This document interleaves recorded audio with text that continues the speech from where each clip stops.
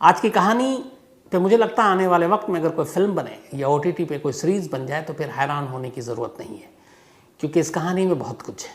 अजीब से उतार चढ़ाव है, पेचोखम है, साजिश है, दिमाग है, आइडिया है, लेकिन इसका क्लाइमेक्स सबसे खतरनाक है।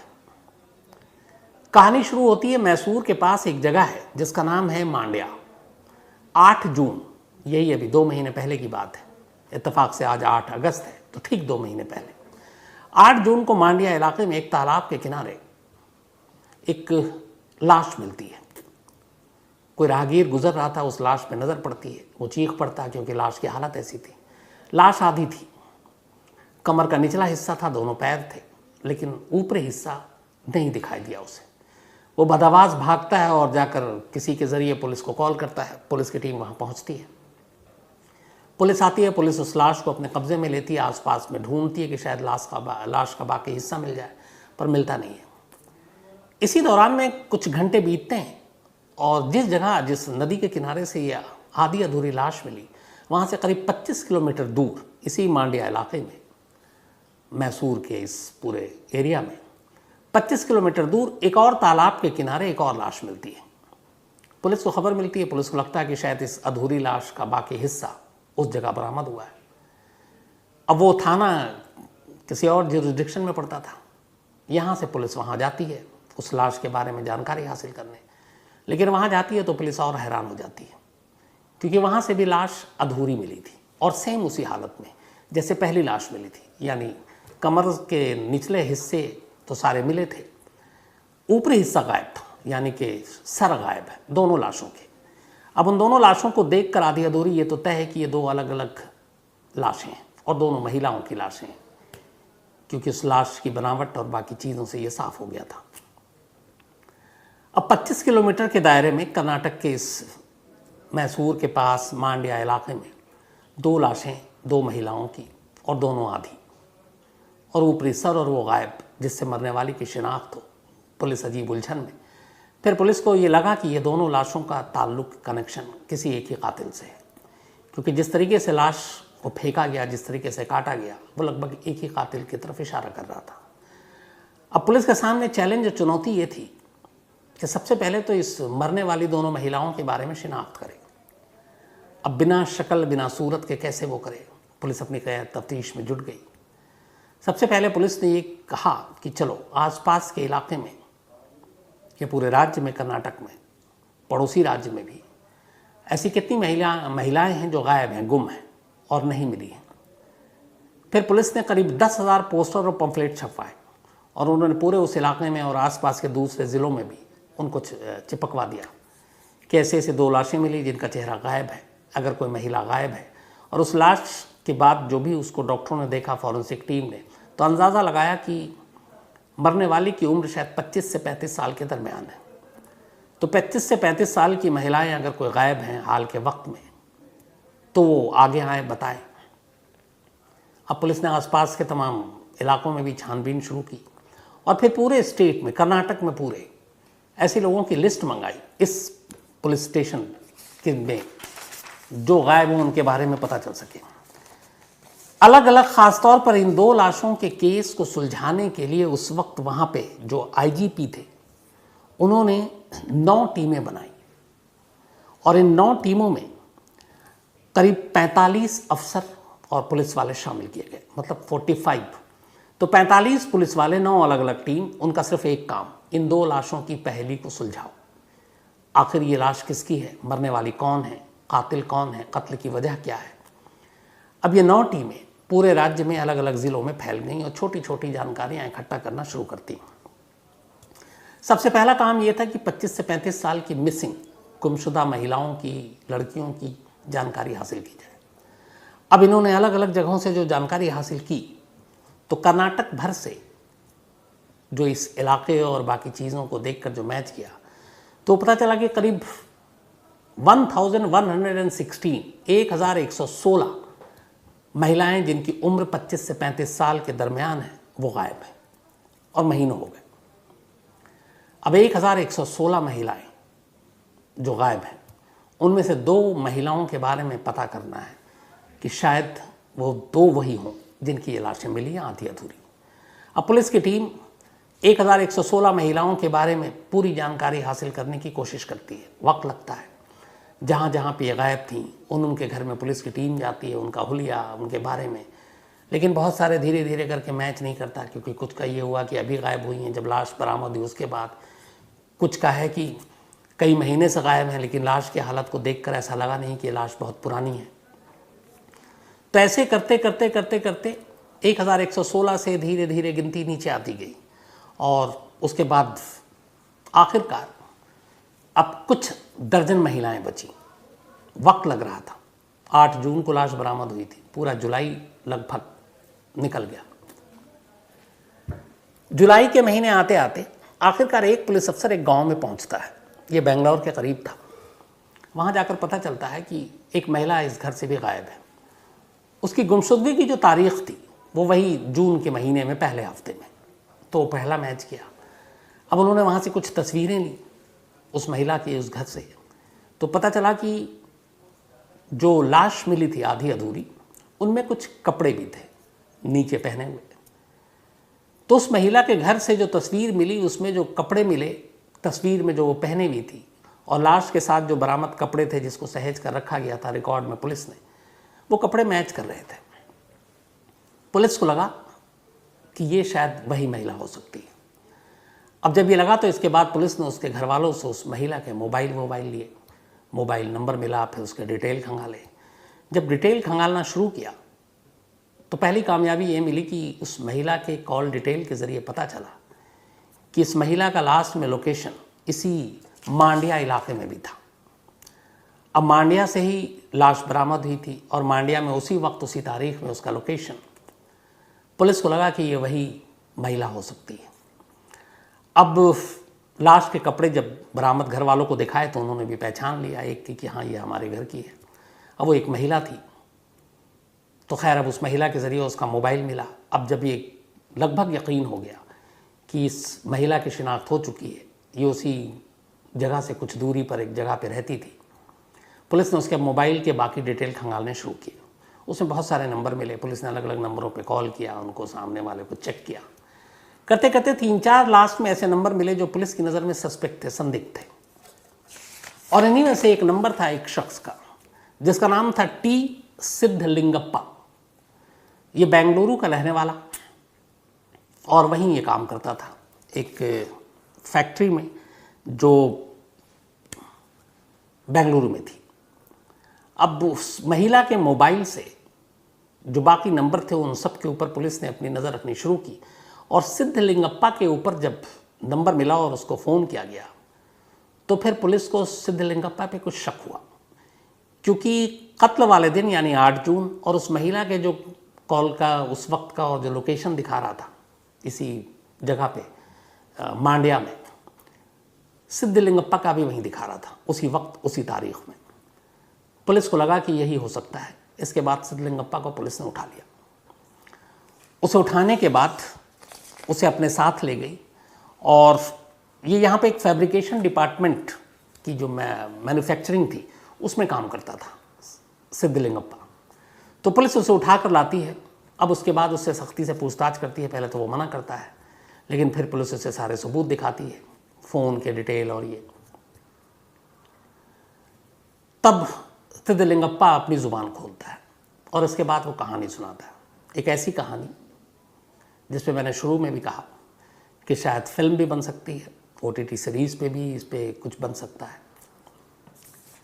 सिद्धलिंगप्पा की पूरी कहानी जो सुनाई वो कहानी ये थी कि ये बेंगलुरु में रहता था, वहीं काम करता था और इसी दौरान वहाँ पे कुछ रेड लाइट एरिया में भी जाया करता था।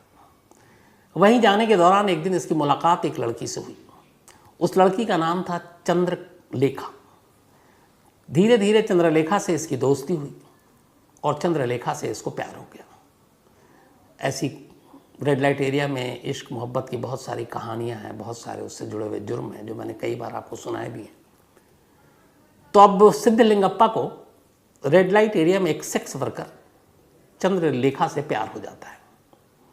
धीरे धीरे दोनों का प्यार बहुत बढ़ता जाता है और दोनों एक दूसरे से वाकई प्यार करते हैं। थोड़ा वक्त बीतता है धीरे धीरे अब चंद्रलेखा खुल जाती है, उसे लगता है कि सिद्धलिंगप्पा वाकई उसी के लिए बना है, वो उसको बहुत मानता है, उसका ख्याल रखता है। और चंद्रलेखा भी अपने फिर परिवार के बारे में बताती है, तो सिद्धलिंगप्पा को बड़ा मतलब हैरानी होती है कि एक अच्छे परिवार की लड़की और जिसका कोई फैमिली में भी कोई ऐसा नहीं इससे पहले किसी का रहा हो कि वो सेक्स वर्कर बनी हो, तो आखिर चंद्रलेखा सेक्स वर्कर क्यों बनी, क्या मजबूरी थी?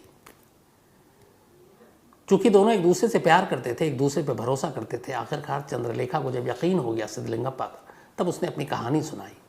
उसने कहा कि वो अपने परिवार के साथ रहा करती थी, थोड़ी बहुत उसने पढ़ाई की, फिर घर चलाने के लिए उसने सोचा कुछ नौकरी करें, और इस नौकरी की खोज में कुछ महिलाओं से उसकी मुलाकात हुई जो उसके गांव की भी थीं। उन्होंने कहा कि चलो हम तुम्हें नौकरी दिलाएंगे। फिर उसे मैसूर और बाकी जगहों पे ले जाया गया, लेकिन नौकरी के बहाने उसको जिस्म फरोशी के धंधे में उतार दिया गया। चंद्रलेखा अपनी मर्जी से ये काम करना नहीं चाहती थी, लेकिन धोखे और साजिश के बीच में वो फंस गई और उसे जबरन जिस्म फरोशी के धंधे में उतार दिया गया। अब जब एक बार उतार दिया गया तो फिर उसके साथ ये हुआ कि अब तुम वापस तो जा नहीं सकती हो, जाओगी तो फिर राज खोल देंगे, फिर परिवार, गांव, मोहल्ला, बिरादरी क्या कहेगी। इस बेइज्जती से बचने के लिए चंद्रलेखा ने अपने इस राज को छुपा लिया और वो अपना जिस्म फरोशी के ज़रिए जो भी कमाती अपने घर वालों को भेजती। बट घर वालों को मालूम नहीं था कि वो क्या काम करती है, उसने ही बताया था कि छोटी मोटी नौकरी करती है। अब जब ये पूरी कहानी सिद्धलिंगप्पा ने सुनी तो उसकी आंखों में आंसू आ गए।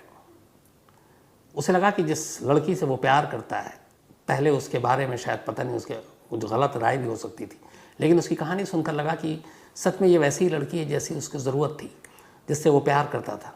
ये इस धंधे में अपनी मर्जी से नहीं आई, धोखे से इसको लाया गया, मजबूरी के नाम पर इसको इस धंधे में धकेला गया। इसके बाद सिद्धलिंगप्पा को चंद्रलेखा से और ज़्यादा प्यार हो गया, लेकिन इस कहानी को सुनने के बाद उसने एक फ़ैसला किया। उसने पूछा कि ऐसे कितने लोग हैं जिन्होंने इस तुम्हारी ज़िंदगी को नर्क बनाया, तुम्हें एक सेक्स वर्कर बनाया, जिसमें फरोशी के धंधे में उतारा। चंद्रलेखा ने कुल 7 नाम बताए। इन 7 में से 4 महिलाएं थीं और 3 पुरुष। उसने कहा ये वो 7 लोग हैं जिन्होंने मेरी ज़िंदगी बर्बाद की, जिन्होंने मुझे नौकरी के नाम पर इस गलीज़ धंधे में उतारा। सिद्धलिंगप्पा ने कहा ठीक है। इसके बाद उसने कहा कि अब मैं करूँगा जो मुझे करना है। मई का महीना था, ये सारी बातें अप्रैल एंड तक की है। इसी अप्रैल मई का महीना आया। मई के महीने में सिद्धलिंगप्पा बेंगलुरु में था। बेंगलुरु में उसे मालूम था, उसने 7 लोगों के सारे लिस्ट, नाम, पते ले लिए थे। उनमें एक महिला थी जो खुद एक सेक्स वर्कर थी, और वो पहली महिला थी जो एक तरह से चंद्रलेखा की विलेन थी, जिसने उसे जबरन इस धंधे में उतारा था। तो उस वक्त वो बेंगलुरु में थी अपने उसी धंधे के लिए। सिद्धलिंगप्पा ने उसको कांटेक्ट किया। कांटेक्ट करने के बाद एक जगह बुलाया, सुनसान जगह पर। उसके बाद गला घोंट कर उसे मार डाला। मारने के बाद उसने उसके लाश के टुकड़े किए और उन टुकड़ों को बेंगलोर के बाहर अलग अलग जगहों पे फेंक दिया। ये पहला कत्ल था। 7 लिस्ट में 1 ख़त्म, अब 6 बाकी। इसके बाद मई का मंथ ख़त्म होने वाला था, 30 मई। अब वो बेंगलुरु से मांड्या आ गया, क्योंकि अब उसके बाकी शिकार मांड्या में मिलने वाले थे। मांड्या में इसने चंद्रलेखा के साथ, चंद्रलेखा के एक जानने वाले के ज़रिए एक किराए का घर लिया और उस घर में चंद्रलेखा और ये दोनों रहने लगे। 30 मई को, 30 मई को इसने चंद्रलेखा की दूसरी गुनहगार महिला को अपने घर बुलाया। घर बुलाने के बाद उसने उसका भी गला घोटा, उसके लाश के 2 टुकड़े किए और उसके बाद मोटरसाइकिल पर बैठकर चंद्रलेखा को पीछे बिठाकर वो ले गया और उसने ले जाकर वहाँ पे एक बेटनहल्ली नदी है मांड्या में, बाइक से ले जाकर उन लाश के टुकड़ों को वहीं थोड़ी थोड़ी दूरी पर अलग अलग फेंक दिया। वापस घर आया। 1 हफ्ता बीता। अब लिस्ट में से तीसरा नाम निकलता है एक और महिला का, 8 जून 2022। फिर वो उस महिला को कांटेक्ट करता है, अपने घर बुलाता है घर बुलाने के बाद सेम वैसे ही तरीके से गला घोंटता है, फिर लाश के टुकड़े करता है, बाइक पर बैठता है, रात को चंद्रलेखा को पीछे बैठाता है और ले जाकर टुकड़ों को, जो पहली लाश फेंकी थी उससे 25 किलोमीटर दूर दूसरी जगह फेंक देता है और फिर वापस आ जाता है। अब ये जब सारी कहानी उसने सुनाई तो पुलिस ये थी कि 2 लाश 2 कत्ल की पहली को सुलझाने की कोशिश कर रही थी, जो मांड्या में मिली थी 25 किलोमीटर के दायरे में 2 आधी अधूरी लाश। लेकिन सिद्धलिंगप्पा ने तीसरे कत्ल की भी कहानी सुना दी थी, वो बेंगलुरु में जो किया। अब यहाँ की पुलिस ने बेंगलुरु के पुलिस से कांटेक्ट किया तो उन्होंने बताया कि हाँ, उसके बाद उस लाश के कुछ टुकड़े भी मिले, तो ये तय हो गया कि ये कत्ल किया था। तो अब 3 कत्ल का मामला हो चुका था।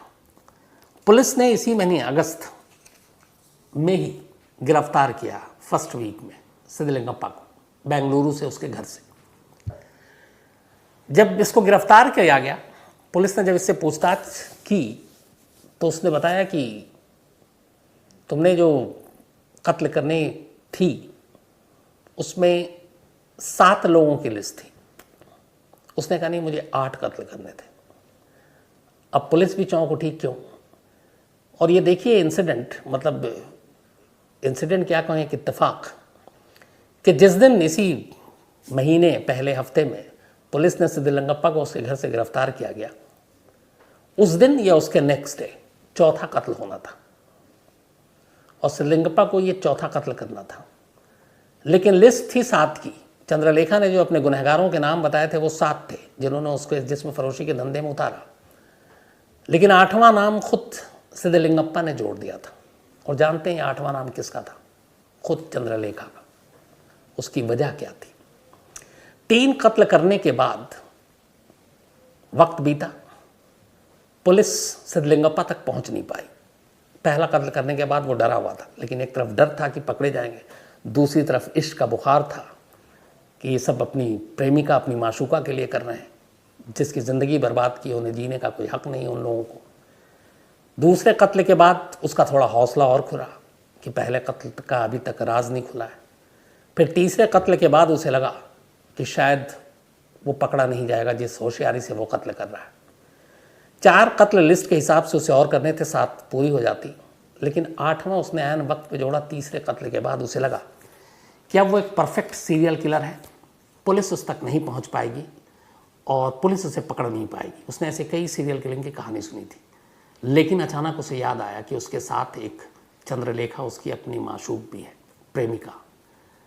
अगर वो कभी पकड़ा गया तो सिर्फ चंद्रलेखा की वजह से पकड़ा जाएगा, क्योंकि वो शायद अपना मुंह ना खोले, चंद्रलेखा खोल देगी। चंद्रलेखा हो सकता है किसी को बता दे, और जिस तरीके से जिन लोगों का कत्ल हो रहा वो कभी न कभी चंद्रलेखा के इर्द गिर्द थे या उसको इस पेशे में लाने के जिम्मेदार थे, तो ये शक भी हो सकता है पुलिस तक, और पुलिस चंद्रलेखा तक पहुंचोगी तो चंद्रलेखा मेरा नाम बता देगी। ये बात उसके दिमाग में अचानक आई तीसरे कत्ल के बाद, और उसे लगा कि इस पूरी साजिश की सबसे कमज़ोर कड़ी चंद्रलेखा है। अगर चंद्रलेखा जिंदा रही तो उसका राज खुल जाएगा, आज नहीं तो कल। और इसीलिए अगर वो चंद्रलेखा को मार दे तो इन सारे गुनाहों का इकलौता राजदार वो खुद रहेगा। उसके अलावा इस सच्चाई के बारे में किसी और को पता ही नहीं चलेगा। इसी के बाद उसने तय किया कि 7 नहीं 8 कत्ल करने। और नसीब देखिए कि जिस दिन गिरफ्तारी हुई उसी दिन या उसके अगले ही दिन चंद्रलेखा की बारी थी। लेकिन पुलिस ने गिरफ्तार कर चंद्रलेखा की ज़िंदगी बचा ली। न सिर्फ चंद्रलेखा की, बल्कि इसके अलावा 4 और कत्ल होने से भी रोक दिए।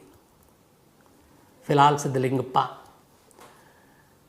पुलिस की कस्टडी में है, लेकिन साथ में चंद्रलेखा भी पुलिस की कस्टडी में है।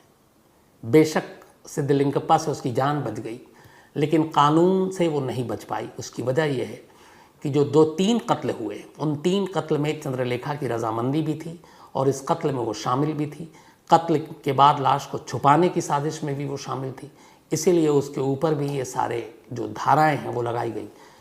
तो बेशक चंद्रलेखा भी जिंदा है, लेकिन कानून की नज़र में वो भी एक मुजरिम है और इसलिए उसे भी गिरफ्तार किया गया है। ये कर्नाटक के हालिया कायदे से देखें तो सबसे नए सीरियल किलर की कहानी थी, जिसने अपने इश्क, अपनी माशूक के लिए 3 कत्ल किए, 5 कत्ल और करने थे।